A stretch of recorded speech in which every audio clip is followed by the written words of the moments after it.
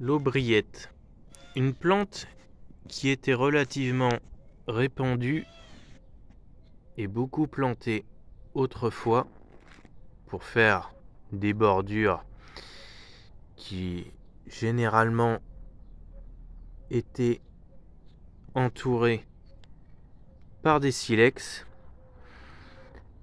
Tout compte fait, aujourd'hui avec cette plante, on peut l'utiliser tout autrement. C'est une excellente plante de bordure, certes, mais on peut aussi l'utiliser pour faire des tapis, et des tapis pas forcément plats. Alors la végétation mesure 10 à 15 cm de hauteur maximum. La floraison est un petit peu au-dessus. Elle culmine à environ 20-25 cm, éventuellement 30 cm de hauteur si on tire la plante un peu par les cheveux. C'est un feuillage persistant. Il faut tout de même le préciser, c'est toujours intéressant d'avoir des plantes persistantes. Et c'est beaucoup plus agréable d'avoir un jardin en été, mais aussi en hiver. La plante fleurit début mai. On trouve plusieurs couleurs dans les tons rose, mauve. Il existe aussi une variété panachée qui n'apporte pas forcément grand-chose de plus. Mais bon, là n'est pas vraiment l'intérêt. J'aimerais préciser une chose, c'est que ces plantes étaient utilisées autrefois principalement pour faire des bordures, mais aujourd'hui les jardins ont un peu changé et actuellement les jardins à l'anglaise avec des petites bordures et des plantes vivaces partout dans tous les sens et de toutes les hauteurs, c'est plus forcément ce qu'on recherche et ce n'est plus forcément à la mode.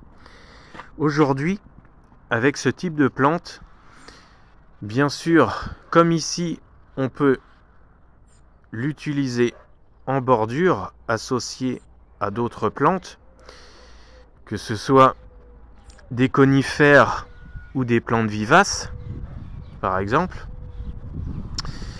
Mais on peut aussi couvrir des surfaces plus ou moins grandes sur des jardins de gravier. Alors, sur un jardin de gravier, soit on les installera éventuellement en bordure, car ce sont des toutes petites plantes, mais sur de très grands jardins de gravier, alors très grand, tout est relatif, un jardin de gravier peut faire 10 mètres carrés comme il peut faire 100 mètres carrés, mais on peut aussi faire des grandes plaques qui vont mesurer jusqu'à 1 mètre carré, voire pourquoi pas un peu plus, suivant la surface de votre jardin de gravier.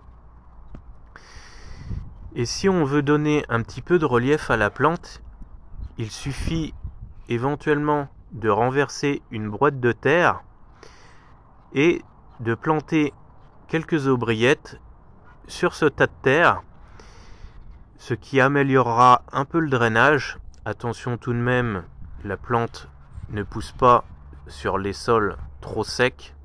Alors il faut que le sol soit un peu drainé, car la plante ne pousse pas les pieds dans l'eau.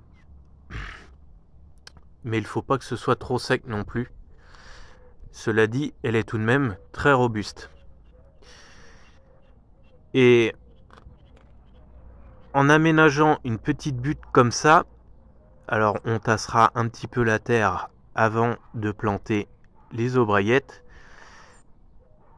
Et en faisant une petite butte, plutôt que d'avoir un tapis de fleurs tout rataplat, on aura une espèce de gros coussin arrondi.